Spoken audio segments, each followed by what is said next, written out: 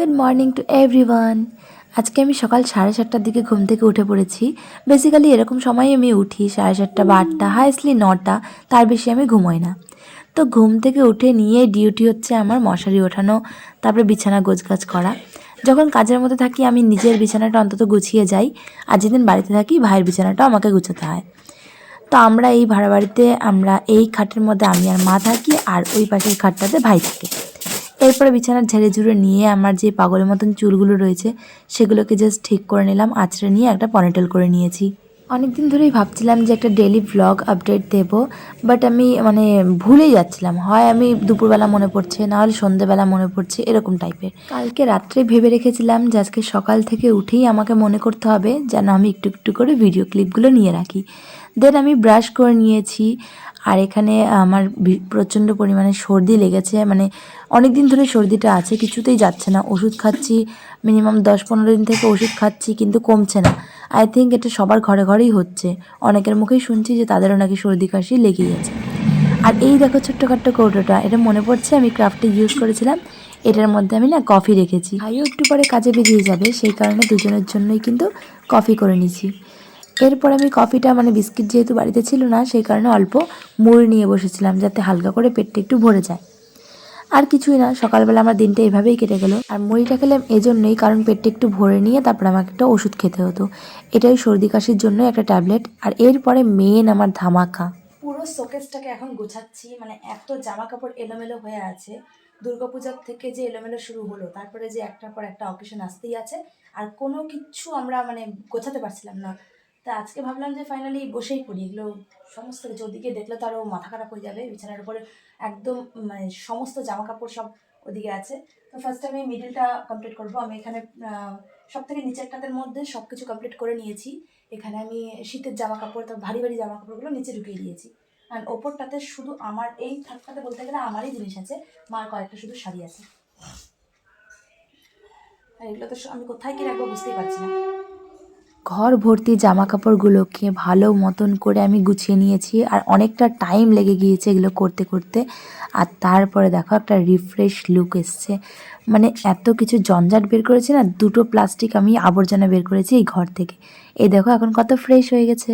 ঘর তো গোছানো যায়, কিন্তু ওই যে আমি যদি এই জিনিসটা এখানে ঠিক করে রাখলাম, একটু পরে ভাই এসে আবার উল্টোপাল্টা করে রাখবে। ঘরটা ঠিক মতন রাখাই যায় না। তারপর আর কি, এখন পুরো ভালো মতন গুছিয়ে নিয়েছি। আর এই দেখো ঘর গোছাতে গিয়ে আমি এখানে এতগুলো টাকা পেয়েছি। কতই আনন্দ লাগে না এরকম টাকা পেলে হঠাৎ মারাত। তারপরে আমি স্নানটা সেরে নিয়েছি। আর স্নান করার পরে ডেলি আমি যেটা করি, স্নান করে উঠেই কিন্তু আমাকে পুজো করতে হয়। যেদিন পারি সেদিন করি, আর যেদিন পারি না সেদিন মা করে। আর এখানে আমাদের খুব একটা বেশি ঠাকুর নেই, কিন্তু শিবলিঙ্গটা কিন্তু অনেক বছর ধরে আমাদের পুজো করা হয়। এখানে ভোগে আজকে দিয়েছিলাম আমি সাবুকলা। তারপরে পুজো করার পরে আমি চলে গেছিলাম একদম রান্নাঘরে। সেখানে রান্না করেছি। বাড়িতে থাকলে রান্নাটাও আমার ডিউটির মধ্যে পড়ে। মাঝে মাঝে মা চলে আসে, তখন মাই করে ফেলে। এখানে আমি মাছ ভাজাটা আলাদা করে নিয়েছি, আর মাছের ঝোলটা আমি আলাদা করে নিয়েছি। বাকি মাছগুলো ঝোলেই আছে, শুধু আমারটাই ভাজা মতন তুলে নিয়েছি। আর করেছিলাম লাল শাক। তারপরে দুপুরবেলা একটু ঘুমিয়ে টুমিয়ে গড়াগড়ি করে মোবাইল দেখে কাটিয়ে দিয়েছি। আর ঠিক বিকালবেলার দিকে আমি ছাদে চলে এসেছি। এখানে অনেকগুলো কাপড় শুকোতে দেওয়া আছে, সেগুলোও নিয়ে নেব। আর ছাদে পরিচর্যা বলতে এই যে পাখিদের আওয়াজ, সন্ধ্যাবেলার দিকে বা বিকালবেলার দিকে না ছাদে একটু ঘোরাঘুরি করতে ভালোই লাগে। আর এই দেখো এখানে টমেটো গাছগুলো লাগিয়েছিলাম, ওগুলো তুলে আমি অন্য জায়গায় সেপারেট করেছি দেখে কেমন যেন ঝিমিয়ে গেছে। আর তারপরে আমি গাছে জল দিচ্ছি, এটা আমার ডেলি রুটিন। আমি জল দেওয়ার চেষ্টা করি প্রত্যেক দিন। আর ওই দেখো 3টে বক্স দিয়ে দেখতে পাচ্ছি আমি ক্রাফট করেছিলাম, মনে আছে? এগুলোর মধ্যে কিন্তু দারুণভাবে গাছগুলো ফুটে উঠেছে। আর কদিন পরেই কিন্তু ভালো ভালো ফুল দেখতে পাবে। যেই গাছটাতে এখন আমি জল দিচ্ছি সেখানে কিন্তু 2টো ফুল অলরেডি ফুটে গিয়েছিল, তোমাদের আমি দেখাতে পারিনি। আর বাকি গাছগুলোতেও ফুল আসার সময় হয়েই গেছে, করিয়ে চলে এসছে। বিকালবেলাটা আমি এভাবেই কাটানোর চেষ্টা করি যেদিন বাড়িতে থাকি। আর যেদিন বাড়িতে থাকি না সেদিন তো অন্য কাজেই ব্যস্ত থাকি, এগুলোর দিকে ধ্যানও দেওয়া হয় না। অনেক সময় এরকমও হয়ে যায় যে আমি গাছের প্রতি যত্নই নিতে পারছিলাম না, এদিকে গাছ শুকিয়ে পুরো মরে যাচ্ছে, এরকমও হয়েছে অনেকদিন। তো আমি চেষ্টা করি গাছগুলোর যত্ন নেওয়ার যতটা পসিবল হয় আর কি। আর আরেকটা আমি পুরো ভাঁড়ের মধ্যে, না এটা কী বলে আমি জানি না, এটার মধ্যে না গাঁদা ফুলের যে ছিঁড়ে ছিঁড়ে ওগুলোকে শুকিয়ে নিয়ে তারপর আমি বিচন ছড়িয়ে দিয়েছিলাম আর কি গাছ ওঠার জন্য। বাট অনেক দিন হয়ে গেল না, এখনও ওঠেনি। জানি না আদৌ উঠবে কিনা। আর 15-20 দিন দেখবো, যদি না ওঠে ওটার মধ্যে অন্য কিছু লাগিয়ে দেবো। তারপরে এই যে ছোটো ছোটো টমেটো গাছগুলো বেরিয়েছে, এগুলোর মধ্যে জল দিয়ে দিয়েছি। জানি না আদৌ এটার মধ্যে টমেটো হবে কি না, দেখাই যাক। আপাতত এগুলোকে বাঁচানোর চেষ্টা তো করি। গতকাল এই ছোট ছোট গাছগুলোকে অন্য টব থেকে আমি এখানে লাগিয়ে দিয়েছিলাম বিকেলবেলার দিকে, যে এখানে জায়গাটাও বড় পাবে আর ফলনও ভালো আসবে। বাট পুরো ঝিমিয়ে পড়েছে আর আমি ছাওয়ার মধ্যে রেখে দিয়েছি। এখন জানি না ওগুলো বাঁচবে কি না, আমার মনে হয় বেঁচে যাবে, তো দেখা যাক। আর এই দেখো আমাদের বিলেতি ধনে, সবাই নিশ্চয়ই চেনো এগুলো বিলেতি ধনে। যখন আমাদের ধনেপাতা বাড়িতে থাকে না, তখন এখান থেকে দু একটা পাতা নিয়ে তরকারিতে দিয়ে দিই। দারুণ কিন্তু গন্ধ আছে এগুলোর মধ্যেও। ওই কৌটোটা আর এই ছোট্ট হাঁড়িটার মধ্যে আমি বসিয়েছি রজনীগন্ধার বীজ। অনেকদিন ধরে এগুলোর মধ্যে জল দিয়েই যাচ্ছি, বাট কোনো রকম চারা আসছে না, দেখাই যাক কি হয় আর কি। তো সারাদিন আমার এভাবেই কাটলো। আর মানে অনেক কিছু কাজ হয়েছে আজকে, কিছু করিনি যে সেটা ভুল, প্রচুর কাজ করেছি। পুরো ঘরটাকে গুছিয়েছি, জুতো নোংরা হয়ে গেছিলো সেগুলো ধুলাম, সেগুলোকে শুকোতে দিয়েছি। এই যে জামা কাপড় রোদ্রে আছে এগুলোকে গুছিয়ে নিয়ে এখন ঘরে যাব।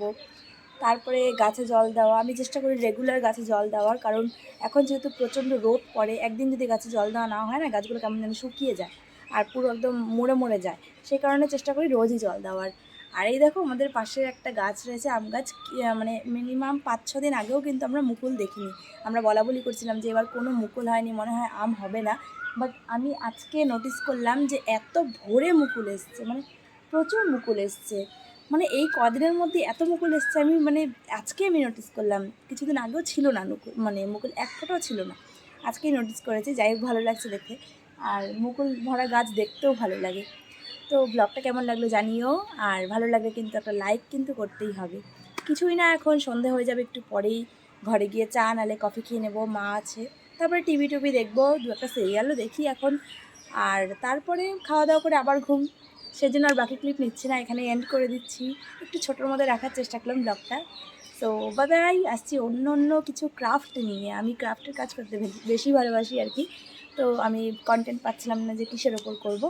তো এখন মনে হচ্ছে যে না, করতে হবে, কারণ ক্রাফটের জন্য অনেকগুলো জিনিস আনা রয়েছে, সেগুলো শেষ করতে হবে অন্তত। So bye bye.